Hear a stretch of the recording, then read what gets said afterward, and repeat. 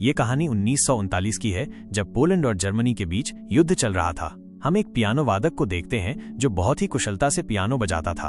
उसका नाम था सस्पिलमैन। वो रेडियो पर पियानो बजाया करता था। एक दिन जब वो पियानो बजा रहा था तो अचानक गोलीबारी शुरू हो जाती है, लेकिन स्वेप्लम पियानो बजाते रहते हैं जैसे कि ये उनके लिए एक सामान्य बात हो। लेकिन अचानक एक जोरदार धमाका होता है जिससे उनका सिर भी घायल हो जाता है। वहाँ रहने वाले सभी लोग जल्दी से बाहर आ जाते हैं। फिर एक लड़की सांपलम के पास आती है जो उससे कहती है कि मुझे आपका पियानो बहुत पसंद है। ये लड़की उसे पसंद करती थी। इसके बाद वो अपने घर जाता है। वहाँ ये दिखाया जाता है कि उसका परिवार अपनी सारी चीजें पैक कर रहा था। वे उससे कहते हैं कि हमें जल्दी से यहाँ से निकलना होगा, लेकिन स्वेप्लम कहते हैं कि मैं यहाँ से कहीं नहीं जाऊंगा। अगर मैं मरूंगा तो अपने घर में मरूंगा।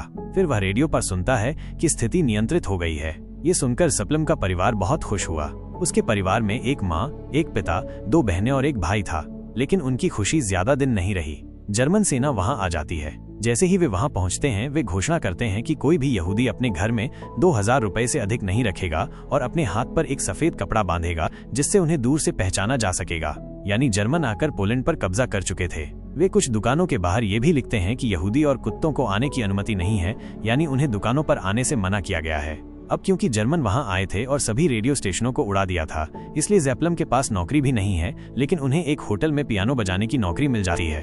एक दिन वो उसी लड़की से मिलता है जिसने उसे बताया था कि वो ज़ेप्लम को पसंद करती है। वो उसे कॉफी ऑफर करती है। जब वे होटल जाते हैं तो यहूदियों का वहां आना मना है। वो कहती है, चलो पार्क चलते हैं। सिस्पिलम उसे बताता है कि हमारे लिए वहां जाना मना है। वे दोनों घंटों तक वहीं खड़े होकर बात करते हैं। फिर एक बयान जारी किया जाता है कि सभी यहूदी लोगों को अपने घर छोड़कर एक अलग जगह रहना होगा, जहां बाहर से आने वाले यहूदी लोगों को भी रखा जाएगा, लेकिन वो जगह छोटी थी। अब ज़ेप्लम के परिवार के पास पैसे खत्म हो गए थे, इसलिए अब ज़ेप्लम को अपना वो पियानो बेचना पड़ता है जिसे वो सबसे ज्यादा प्यार करता था। वे सभी अपने घर भी छोड़ देते हैं। उन्हें एक नई जगह पर एक छोटा सा घर दिया जाता है जिसमें सिर्फ एक कमरा और एक रसोई है। 6 लोगों का वहां रहना मुश्किल था। ज़ेप्लम की माँ कहती है कि मैं अपनी बेटियों के साथ रसोई में सोऊंगी और तुम तीनों यहाँ कमरे में सो जाओ। यहाँ जर्मन सेना सभी यहूदियों को लाने के बाद एक दीवार बनाती है ताकि कोई भी यहूदी बिना उनकी अनुमति के यहाँ से बाहर न जा सके। जर्मन लोग उनके साथ बुरा व्यवहार करते हैं। अब यहाँ जर्मन यहूदियों की एक अलग सेना बनाना चाहते थे। एक जर्मन अधिकारी जो ज़ेप्लम के परिवार को जानता था, उनके घर आता है और ज़ेप्लम के भाई से सेना में शामिल होने के लिए कहता है, लेकिन वो मना कर देता है। वो कहता है, नहीं, मैं जर्मनों में रहकर यहूदियों के साथ क्रूर नहीं हो सकता। अब वो ज़ेप्लम से भी कहता है, लेकिन वो भी उसे मना कर देता है। अधिकारी कहता है, तुम कब तक सड़कों पर किताबें बेचते रहोगे? दरअसल ज़ेप्लम और उसके भाई सड़कों पर किताबें बेचा करते थे, लेकिन इस युद्ध के संदर्भ में अब कोई किताबें पढ़ना नहीं चाहता था, इसलिए पैसा कमाने का उनका साधन भी खत्म हो गया। लेकिन ज़ेप्लम को फिर से पियानो बजाने की नौकरी मिल जाती है, लेकिन अब स्थिति भयावह हो गई थी। यहूदियों की लाशें सड़कों पर पड़ी थीं। जर्मन उन्हें जब चाहे मार देते थे।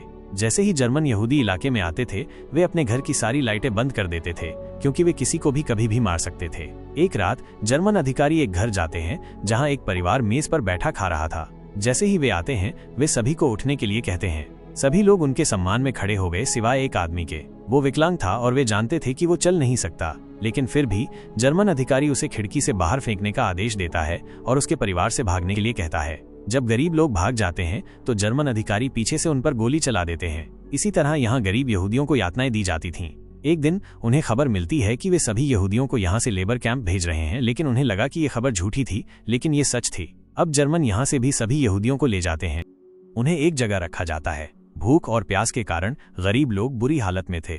फिर एक बच्चा वहां एक टॉफी लाता है जिसे वो 20 रुपए में बेच रहा था। ये महंगा था। ज़ेप्लम के पिता इसे खरीदते हैं, इसे एक ब्लेड से 6 टुकड़ों में काटते हैं और हर व्यक्ति को एक टुकड़ा देते हैं। जब सभी को यहाँ से ले जाया जा रहा था तो एक जर्मन अधिकारी जो पहले ज़ेप्लम के घर आया था और उसे सेना में शामिल होने के लिए कहा था, ज़ेप्लम को लाइन से बाहर खींचता है। ज़ेप्लम अपने परिवार को पुकार रहा था। वो कहता है, चिल्लाओ मत, मैंने तुम्हारी जान बचाई है, तुम यहाँ से भाग जाओ। किसी तरह वो यहाँ से भाग गया।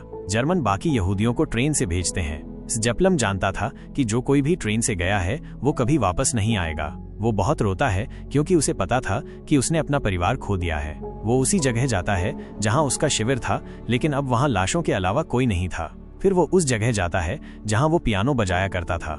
वहां उसकी मुलाकात एक आदमी से होती है जो कोठरी में छिपा हुआ है। वो उसे भी बुलाता है। वो कहता है, हमें कुछ दिनों तक यहाँ छिपना होगा जब तक सब कुछ ठीक नहीं हो जाता। वे दोनों कुछ दिनों तक वहाँ रहते हैं। फिर कुछ दिनों बाद माहौल ठीक हो जाता है। जब वे बाहर आते हैं तो पियानो कलाकार रहेस जेप्लम अब मजदूर बन गए थे और वो शेष यहूदी लोगों के साथ उनके शिविर में रहते थे। जर्मन अभी भी जब चाहें यहूदियों को मार देते थे। एक दिन सेप्लम एक आदमी से मिलता है जो कहता है कि हर दिन बहुत से यहूदी लोगों को यहाँ से मालगाड़ी में भेजा जाता है, लेकिन जब ये खाली वापस आती है ये लोग हमें धीरे धीरे मार रहे हैं। स्विशपिलम उसकी बात सुनता है और कहता है कि तुम सही हो। एक दिन जब सेप्लम ईंटें उठाकर ले जा रहा था तो उसने आकाश में कुछ हवाई जहाज उड़ते देखे और जैसे ही उसने ऊपर देखा उस गरीब आदमी की सारी ईंटें गिर गईं। ये देखकर एक जर्मन अधिकारी ने उसे बहुत पीटा और फिर उसकी नौकरी बदल दी गई। उसी समय अधिकारी उन सभी से कहता है कि अगर आपको लगता है कि आप बच जाएंगे तो ऐसा नहीं हो सकता। आपको अपने एक साथी को चुनना होगा जो शहर जाएगा और आपके लिए आलू और रोटी लाएगा। अब उनमें से एक हर दिन शहर जाता है और खाना लाता है। साथ ही उन्होंने बहुत सारी बंदूकें भी लाना शुरू कर दिया। इस तरह उन्होंने बहुत सारे हथियार जमा कर लिए थे। इस फिल्म रात में वहां एक आदमी से कहता है कि मैं यहाँ से निकलना चाहता हूँ। वो कहता है तुम निकल जाओगे लेकिन बाहर जिंदा रहना बहुत मुश्किल है। जर्मन यहूदियों को देखते ही गोली मार देते हैं। इस फिल्म अपने साथी से कहता है कि जब मैं शहर में काम करता था तो मैंने अपने परिचित को देखा था। वो भी मेरी तरह एक कलाकार है और बहुत अच्छा इंसान है। देखो, तुम हर दिन खाना लेने शहर जाते हो, तुम उसे मेरे बारे में बता दो, वो मुझे यहाँ से निकालेगा। वो आदमी मान जाता है और अपना काम भी करता है। अगले दिन जब वे सभी काम करके वापस जा रहे थे तो एक जर्मन अधिकारी ने उन्हें पीटा। वो कहता है क्या तुम जानते हो मैं तुम्हें क्यों पीट रहा हूँ? सभी कहते हैं नहीं। वो कहता है आज नया साल है इसलिए मैं तुम्हें पीटकर जश्न मना रहा हूँ। जर्मन बिना किसी कारण के उन्हें यातना देते रहे। एक दिन सभी कल जाता है और जहाँ उसे पहुँचना था वहाँ पहुँच जाता है। वो उन लोगों के पास आया था। वे उससे कहते हैं कि हम आपको यहाँ नहीं रख सकते क्योंकि जर्मन हर जगह देख रहे हैं। लेकिन वो आदमी उसे एक घर ले जाता है। ये जगह थी जहाँ उसका कैंप हुआ करता था। वो आदमी कहता है तुम यहाँ रहो, मेरी पत्नी एक हफ्ते बाद आएगी और तुम्हें खाना पीना देगी। और वो उसे एक जगह का पता भी देता है। अगर यहाँ कोई समस्या हो तो आप उस जगह चले जाएं। लेकिन कुछ दिनों बाद यहाँ यहूदियों और जर्मनों में लड़ाई हो जाती है और इस लड़ाई में जर्मन सभी यहूदियों को मार देते हैं। ये लड़ाई उसके कैंप के लोगों ने भी लड़ी थी और अगर सेप्लम उस जगह होता तो उसे भी मार दिया जाता। लेकिन एक दिन एक आदमी उसके पास आता है और कहता है तुम्हें जल्दी से जाना होगा क्योंकि जिस आदमी ने तुम्हें यहाँ रखा था उसे भी पकड़ लिया गया है। लेकिन सेप्लम फिर भी नहीं जाता। वो यहाँ रहने का फैसला करता है। उसके पास खाने पीने की चीजें भी खत्म हो गई थी। जब वो खाना पीने की चीजें ढूंढ रहा था तो कुछ प्लेटें गिर गईं। उसकी आवाज उस महिला के पास जाती है जो उसके साथ रहती है। वो उसके घर आती है और कहती है दरवाजा खोलो, लेकिन वो दरवाजा नहीं खोलता। महिला उसे धमकाती है कि अगर तुमने दरवाजा नहीं खोला तो मैं पुलिस बुला दूंगी। अब स्पिलम उस जगह से निकल जाता है और दूसरी जगह पहुंच जाता है। जब वो वहां जाता है और दरवाजा खोलता है तो वही लड़की दरवाजा खोलती है जो उसे पहले पसंद करती थी। लेकिन युद्ध की वजह से सब कुछ खत्म हो गया था और वो लड़की शादीशुदा थी। वो वहां जाता है और उसके पति से मिलता है। लड़की का पति उसे एक जगह ले जाता है। वो कहता है तुम यहाँ रहोगे, ये इलाका जर्मनों का है और किसी को कुछ पता नहीं चलेगा। वो उसे एक आदमी से मिलवाता है और कहता है कि वो तुम्हें खाना पीना देगा और मैं बाहर से दरवाजा बंद कर रहा हूँ। लेकिन वो आदमी इतने दिनों बाद आता है जिसे उसे खाना पीना देना था। जेप्लम ने 2 हफ्ते तक कुछ नहीं खाया था। वो 2 हफ्ते से भूखा था। वो आदमी आता है और उससे माफी मांगता है और वो ये भी कहता है कि पड़ोसी देश ने जर्मनों पर हमला किया है। कुछ दिनों बाद उनका शासन खत्म हो जाएगा और फिर सब ठीक हो जाएगा। आदमी उसे सब कुछ देने के बाद भी चला जाता है। फिर एक दिन वही लड़की और उसका पति आकर देखते हैं कि जेप्लम बीमार है। अब यहाँ डॉक्टर को बुलाना बहुत मुश्किल था। वो लड़की उसे खाना और दवा देती है और कहती है कि हम यहाँ से जा रहे हैं, यहाँ कभी भी युद्ध हो सकता है। उसके पति ने किसी तरह अपने जाने पहचाने डॉक्टर को फोन किया। उसने जेप्लम का इलाज किया। उसके जाने के बाद वहाँ युद्ध छिड़ गया जहाँ से जेप्लम रुका था। दूसरे दुश्मन देश ने जर्मनों पर हमला किया था, इसलिए जेप्लम वहाँ से भाग जाता है और एक इमारत में छिप जाता है। वह भूखा था क्योंकि उसने कई दिनों से कुछ नहीं खाया था।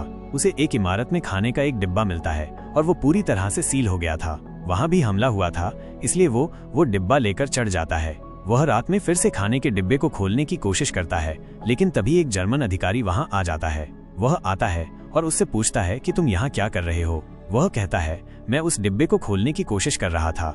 अधिकारी उससे पूछता है कि तुम क्या करते हो। वह कहता है मैं पियानो वादक था। जर्मन अधिकारी उसे पियानो के पास ले जाता है और उसे बजाने के लिए कहता है। जेप्लम बहुत अच्छे से पियानो बजाता है। अधिकारी उससे पूछता है कि क्या तुम यहूदी हो और यहाँ छिपे हो। वह कहता है हाँ। फिर कुछ दिनों तक अधिकारी अक्सर खाना देने आता है। एक दिन वो आता है और बताता है कि दुश्मन सेना नदी पार कर पहुंच गई है और हम यहाँ से जा रहे हैं। और जाते समय वो उसे अपना कोट भी देता है क्योंकि वहाँ बहुत ठंड थी। अधिकारी के जाने के बाद बमबारी शुरू हो गई। जब सब कुछ बंद हो जाता है तो जेप्लम बाहर आता है। बाहर के लोग उस पर फायरिंग शुरू कर देते हैं क्योंकि उसने जर्मन अधिकारी का कोट पहना हुआ था। वो उनसे कहता है कि मैं जर्मन नहीं हूँ, मैं पॉलिश हूँ, मैं यहूदी हूँ। वे पूछते हैं कि तुम ये कोट क्यों पहने हो। वो कहता है कि खुद को ठंड से बचाने के लिए। वे समझ जाते हैं कि वो पोलैंड से है। वे उसे छोड़ देते हैं। दूसरी तरफ जिस जर्मन अधिकारी ने ज़ेपेलिन को बचाया था उसे पकड़ लिया गया। एक आदमी वहां आता है जो सभी से कह रहा था कि तुमने मुझसे मेरा संगीत छीन लिया है। ये सुनकर जर्मन अधिकारी कहता है कि क्या तुम ज़ेपेलिन को जानते हो। वो कहता है हाँ, उसे कौन नहीं जानता। वो कहता है उसे बता दो कि मैं मुसीबत में हूँ क्योंकि मैंने उसकी जान बचाई है, वो मुझे जानता है। दूसरी तरफ ज़ेपेलिन ने फिर से रेडियो पर पियानो बजाना शुरू कर दिया था। अब जो आदमी उस जर्मन अधिकारी से मिला था वो आता है और ज़ेपेलिन को बताता है कि जिस अधिकारी ने उसे बचाया था उसे पकड़ लिया गया है। लेकिन जब ज़ेपेलिन उसे बचाने जाता है तो वहाँ कोई नहीं था। पोलैंड अब जर्मनों के अत्याचार से मुक्त हो गया था, लेकिन इस सब में ज़ेपेलिन ने अपना परिवार खो दिया और उस जर्मन अधिकारी को नहीं बचा सका जिसने उसकी जान बचाई थी। इसके बाद ज़ेपेलिन 88 साल तक जीवित रहे और फिर 6 जुलाई 2000 को उनकी मृत्यु हो गई। यहीं पर यह फिल्म समाप्त होती है।